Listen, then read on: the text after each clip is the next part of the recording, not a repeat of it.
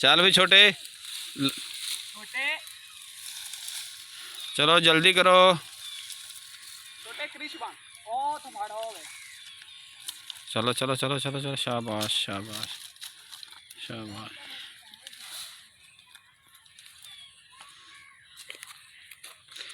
लो जी है जे तिलों का बालन ए बच्चे इकट्ठा कर रहे हैं, बड़ी मेहनत कर रहे हैं। तो ए सरदार साहब रेहड़ी के उत्ते चढ़ गए ने खुद ये हुण जोड़न दे। ए वेखो ना सियाना बंदा ना जिहड़ा वो रेहड़े ते चढ़दा है, ते जिहड़े जिन्हां नूं पता सुर नहीं हुंदा वो थल्लों फड़ांदे ने।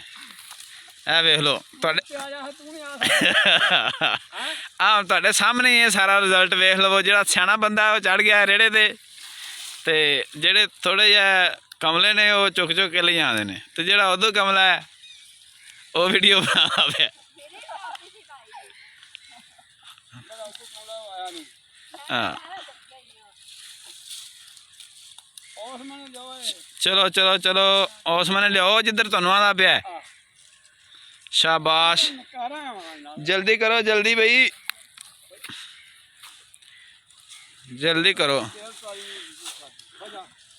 लो जी ये जेडे तेल हुंदे ने ना इन्हां विचों तेल निकलदा है, ते इन्हां नूं झाड़ के बाकी जिहड़ा इन्हां दी आ हुंदी है सलरे भी इन्हां नूं कह लैंदे ने, ये बालन दे काम आंदे ने।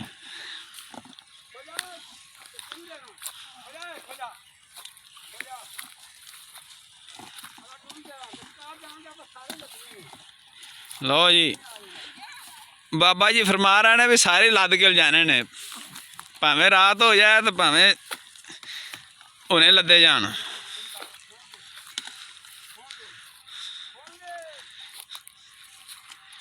ये जेडे बाबा जी ने बड़े जिद पक्के ने, जिहड़ी गल करदे ने वो करके जांदे हुंदे ने।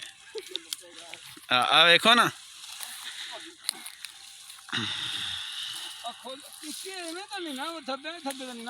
आ वेखो ना तुहानू समझांदा पिया, समझो। है वे लो उन्हें जिहड़ी गल करदे ने सच्ची हो जाती। उन्होंने फरमाया भी आ डिगन दे ते डिग पै ने।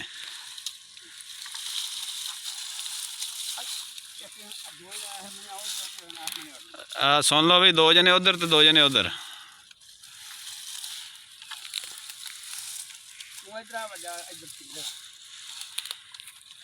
चलो चलो शाबाश। लो जी ये बलद वाला रेड़ा है, बाबा जी आप चढ़े हुए हैं रेड़े के उत्ते। ए वेखो तो ए मिस कालां भी आ रही ने।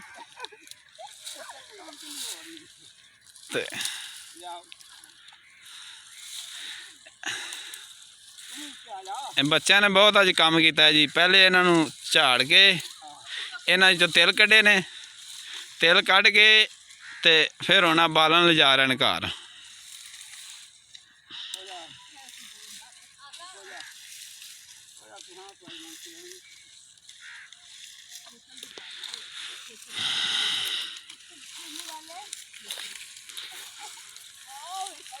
यह जिहड़ा उत्ते जवान खड़ा है बड़ा गुस्से का भैड़ा है, जे इनू गुस्सा आया तो कला भी लदन लग पैंदा है।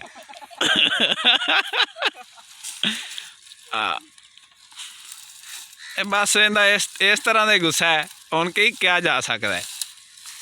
यह मुंडे ने जिहड़े इन्हां जदों गुस्सा आंदा है उदों ये घुलदे ने आपस च, तो फिर घर वालिआं तों जुत्तियां खांदे ने।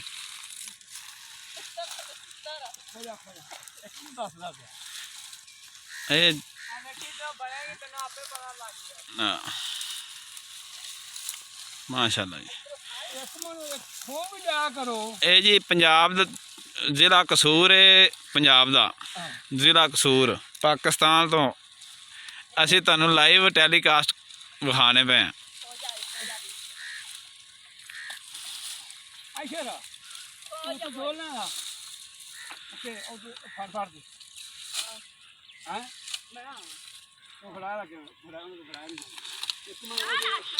चलो जी जल्दी कर लो, हम तो काम ही आपके घर जा रहे हैं। है वेख लो। लो जी हुण एक होर उत्ते बेतुका या कारीगर चढ़ गया है, या तो ये तिल डिगन दे या आप डिगन दे। देखो भाया सारे तेल थले छाड़ दिते ਲਓ ਜੀ ਸਾਰੇ ਤੇਲ ਇੱਕ ਸਾਈਡ ਤੇ ਨਿਕਲਦੇ ਜਾਂਦੇ ਨੇ ਬਾਬਾ ਜੀ ਨੂੰ ਕੋਈ ਸਮਝ ਨਹੀਂ ਆ ਰਹੀ ਹੁਣ ਕੀ ਕਰਨਾ ਹੈ ਤੇ ਠੀਕ ਹੈ ਜੀ ਅੱਲਾ ਹਾਫਿਜ਼ ਹੁਣ ਜਦੋਂ ਬਾਕੀ ਬਾਅਦ ਚ ਤੁਹਾਨੂੰ ਵਿਖਾਵਾਂਗੇ